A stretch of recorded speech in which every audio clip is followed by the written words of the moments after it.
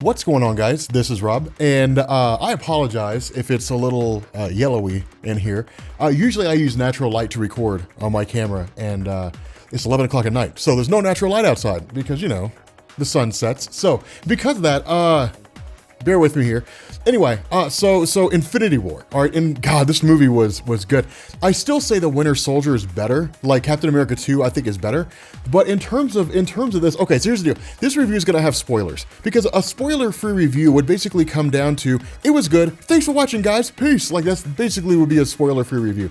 So this video is gonna have spoilers. That being said, dude, this movie was crazy good. I mean, it was amazing. And to kick all this off, the one thing everybody wants to know, who dies? Like, who all dies in this movie? Well, technically speaking, it'd be easier to list the people who don't die as opposed to listing the people who do. Which, by the way, hopefully the video's not too blurry because, you know, I don't know. Anyway, the number of people who die is it's easier to list the number of people who don't die than the people who do. But to make it easy, all right, so start at the top, Guardians of the Galaxy. We say, let's say, Gamora dies, Drax the Destroyer dies. I don't think Peter Quill dies. Groot dies. And so Rocket Raccoon and I think Peter Quill are left alive. And then, of course, what's her name? Nebula survives. Moving on to the Black Order. They all die. Everybody in the Black Order dies. We'll talk about the Black Order here in a second because I'm not really sure I like what they did with the Black Order.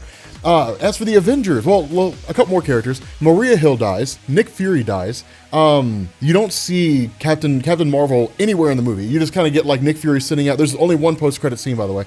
You get Nick Fury sending out a message, kind of like, "Oh my God, everything's popping off," and then it just shows the Captain Marvel logo. And it's like, well, that's disappointing. I really wanted to see Brie Larson because she looked amazing in the photos. So like, I really wanted to see her like as Captain Marvel. Plus, like Brie Larson is a beautiful woman, so I think she'll play the role really, really well. All right, now moving on to the Avengers. All right, well, actually, yeah, I guess we can kind of count him as an Avenger. Black Panther dies. Peter Parker dies. Doctor Strange dies. Let's see who else. Bucky Barnes dies. I'm trying to remember who else dies. Oh, Mantis dies in Guardians of the Galaxy, by the way. I don't know if we said her. Like all the Wakandan forces die. White Gorilla actually survives, believe it or not.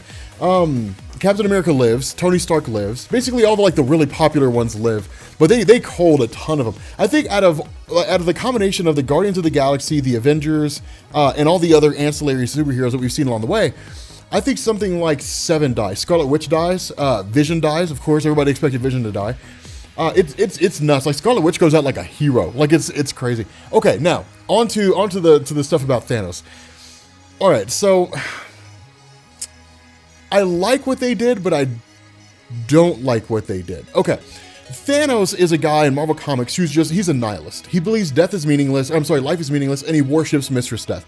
You will not see her in this movie at all. She's nowhere to be found. They kind of allude to it, you know, in the sense that like he wipes out half, because he snaps his fingers and half the life of the universe gets obliterated, and then you see him just kind of talking to like basically Gamora when she was a little girl. And it's like, you know, well, what did it cost? And so it's kind of like maybe he experienced the afterlife. We don't really know, but you don't see like Mistress Death, which is to say the skull or like the super hot chick with a cloak over her head. You don't see any of that. So that's kind of a weird thing. Instead, Thanos' whole goal in the movie is, well, he's like, well, you know, I believe that the universe is out of balance. So if you ever read Marvel The End, that's kind of what they borrowed from. He believes the universe is out of balance, and because there's just too much life. And so he's like, we're just going to cull half the life in the universe because it's the only way to balance things. And what he's been doing is traveling around planets and wiping out half the planet's population. So that's kind of a weird thing. But the way he does it is cool. Like, I mean, he dominates the superheroes quite readily. I mean, it's not much of a fight, but they did kind of hold their own. For example, there's a fight on Titan where you have Iron Man and the Guardians of the Galaxy and minus Gamora, and then and they also have Nebula there, and Doctor Strange, and yeah, Spider-Man, I think we said him, and they kind of like hold their own. Technically that shouldn't have happened. Like Thanos should have just decimated them all, like just crushed them all easily. I think that in the movie he's nerfed quite drastically from the comics. I mean, even Thanos without the Infinity Gauntlet could crush the Avengers. Like, they're not much of a challenge for him because he's just so powerful and because he's so durable. One of the cool displays is in the beginning of the movie. Those of you guys who guessed in the beginning of the movie that basically it's like an all-out assault on the Asgardian ship and they basically all get crushed, then you're right about that. There's one point where like Thanos fights the Hulk. It only lasts for about 5 minutes. And the Hulk gets the upper hand for like 30 seconds. And for like the next 4.5 minutes, like Thanos is just crushing him. It's not really 4.5 minutes, maybe like a minute and a half, 2 minutes, something like that. But Thanos is just like wrecking Hulk. That makes sense to me in the comics, but it depends on what comic you're reading. I mean, Thanos and Hulk only ever really fought in like Thanos versus Hulk, when it was like a one-on-one battle between the two, and it was a fight in the mindscape. So it wasn't really like real world with consequences or anything like that. It was the most clickbait story Jim Starlin ever wrote. But again, it's a great movie. There's this really, really cool scene where where like they're like, well, okay, we got to go to Tannelir Tavan. We got to go see like the Collector because we have to get the Reality Stone. And we'll talk about the Soul Stone here in a second. But they're like, we have to get the Reality Stone. And when they go and grab the Reality Stone, they get there and like the place is kind of in shambles, like kind of torn up a little bit. But like Thanos is like crushing the Collector, and he's like kind of taunting him a little bit. And so like Drax tries to step in, Peter Quill stops him, Gamora steps in and like goes and like actually kills Thanos, like stabs him through the neck and stabs him through the chest or something like that. And then like his voice starts talking, and then you end up finding he used the reality gem and just made it all an illusion. And it was like, damn, Thanos, like that's beast, man. That's down and dirty. That's Infinity Gauntlet Thanos that I like to see. They grabbed a couple of things from Infinity Gauntlet, like when he turned people into children's blocks, things like that. He turns Drax the Destroyer into stone, and like he just falls to pieces. He turns Mantis into like kind of like twine ball, like yarn thing where she's just kind of like springy, almost like a slinky. But yeah, it's pretty crazy. The big battle at the end happens in Wakanda. The Black Order. Okay, so here's the big issue that I have with the Black Order. The Black Order, and this I think is one of like Marvel's biggest problems, where Marvel doesn't know what to do with villains. Like Marvel doesn't know how to make great villains. And admittedly, I think Kevin Feige came out and said the story is about the heroes, not about the villains. But sometimes in Marvel Comics, the villains are more interesting than the heroes. Like Ebony Maw is way more interesting to me than like most of the superheroes in Marvel Comics. Like he's a wildly intriguing character. I mean, I would say that with his whole story, at least in the MCU, of course, like all the other members of the Cull Obsidian or the Black Order, whatever you want to call them, you never find out what their origins are. And in fact, they never even indicate that Corvus Glaive and Proxima Midnight are married. They're just kind of together, and like she saves him from dying or something along those lines. That's about it. The Ebony Maw has telekinesis. They never really show him using magic. He just has telekinesis. What made him so cool in the comics is he had no powers. His power came from his words. He would just kind of ensnare you and just make you do things that you don't want to do. He's like imagine the Purple Man from Jessica Jones, except instead of emitting pheromones, he could just talk you into doing things. And so like that was the coolest part of his character in the comics. In the movie, he's just another villain. Like that's really all he is. Like the Black Order are just more villains. Like they are Red Skull. They are Red Skull. They are Red Skull. They are Ironmonger, Obadiah Stane in the first movie. They're just your run-of-the-mill MCU villains, which is kind of regrettable because you could definitely turn the Black Order into something pretty awesome. There is no Supergiant. She doesn't exist. They simply just call Black Dwarf the Cull Obsidian. That's the name that he gets, which it kind of makes sense they wouldn't call him Black Dwarf, because I'm sure people would get pissed off because people like to complain about stuff, so people would get angry about it and he's demonizing. Okay, people want to know who Peter Dinklage plays. Peter Dinklage does not play Pip the Troll, which in hindsight probably wouldn't have been a good idea anyway. He actually plays Eitri, one of the dwarves that helped to originally build the Hammer of Thor. Hammer does get Stormbreaker. There's no allusion to Beta Ray Bill. There's nothing to indicate Beta Ray Bill is there. His new hammer is Stormbreaker. It's really awesome too, because it's basically the Stormbreaker hammer, and then like when he dons it, when he picks it up, he gets the whole garb of like Ultimate Thor, like with the energy harness and all that kind of stuff. So it's pretty cool. He basically becomes Ultimate Thor in terms of his appearance, which actually looks badass. It looks better than the way he does in the main. I always thought Ultimate Thor looked better than like the main Marvel Universe Thor in terms of like physical appearance. Okay, Red Skull.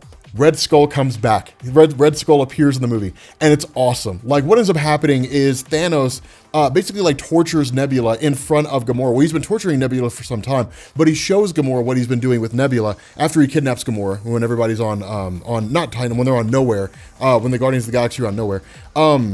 Thanos like tortures Nebula in front of Gamora. Ultimately, Gamora's like, okay, fine, I'll tell you where the Soul Stone is. It's on some planet, you know, on like out in the middle of nowhere.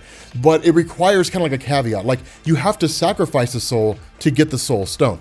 And so he kills Gamora. He just throws her over the edge. And he's crying, and he's like, sorry about your luck, gotta do it. And like throws her over the edge, and so she dies, and he ends up getting the Soul Stone. But when they arrive there, a guy just like starts talking to them. Now, this is the cool thing. Basically, the way the Red Skull reappears is an allusion to the unseen in Marvel Comics. Those guys who don't know what that is, in the original, like in the main Marvel universe, the original Nick Fury was a white guy. And he basically had a story called Original Sin, where it turned out that he had done something. I can't remember what it was. There was something he'd done, but basically, like, he took the eyes of the Watcher. No, I'm sorry, he shot the Watcher when the Watcher realized what he was doing, when he was like the man on the wall and all that kind of stuff. And then he took the eyes of the Watcher. And then like his punishment for that whole thing was the rest of the Watchers throughout the multiverse, basically confined him to the moon and chained him there as the unseen. So like he sees everything like the Watcher did, but no one really knows about it. I mean, they interact with him from time to time, but like he's just doomed to be chained to the moon forever. When the Red Skull reappears, you don't initially know it's him. It's just it looks like the unseen, just kind of a floating, you know, apparition of sorts. And then finally, like, you end up seeing the Red Skull. And like the Red Skull is like, I'm confined here to this planet. Like the punishment that I have to pay is to be here and like to know everything, basically. So that's how they end up finding out about the Soul Stone and all that kind of stuff. So Thanos, you know, basically gets the Soul Stone that way. There's some cool moments. I mean, it's cool to see Thanos fight the superheroes. But it's a combination. I mean, it's exactly what I thought it would be. I mean, the events play out differently, but it's exactly what I thought it would be in the sense it's a combination of Infinity Gauntlet, Jonathan Hickman's Infinity, and Thanos Quest. That's basically what it is. That being said, it is a great film. Like it is a great movie. I think it's better than the first Avengers. Like I said, I still think the Captain America: The Winter Soldier is better, but it's a great film. Like it is really, really a good movie. There's some great moments there. But again, just kind of disappointed about how oh, by the way, Loki dies. Forgot about that. Yeah, Loki dies. Heimdall dies. I forgot to mention those two things. And like basically everybody on the Asgardian ship from Thor Ragnarok, except for Thor, dies, is essentially it. But still, yeah, I mean, I didn't really like how they handled, because the cool thing about the Black Order is they could conceivably be like villains unto themselves without Thanos being there. You could do that with them. So again, not the worst. It's not the worst movie ever. It's a great film. Like it's a great movie. I'm gonna go see it again on Saturday with Comic Story and everybody. So I'm really excited for that. But yeah, it's pretty solid. It's pretty damn enjoyable. But anyway, spoiler review. Yeah, that's kind of where I stand on things. I mean, you know, it's like I said, I think Captain America: The Winter Soldier is better. Civil War might be a little bit better than that, but you know, at the end of the day, it just kind of comes down to your own personal preference. I really wish they'd shown Adam Warlock, but it looks like we won't see him. The big question I have is like, who's going to lead all the superheroes? That's where Captain America might come in from Jonathan Hickman's Infinity. Is Captain America might be the one to like marshal all the superheroes together. Tony Stark might die, like he was impaled by Thanos, so who knows if he might die. But still, yeah, anyway. So that's my whole spoilery review. Great film. Amazing things happened in it. It was pretty stellar. And yeah, I will catch you all later. Peace.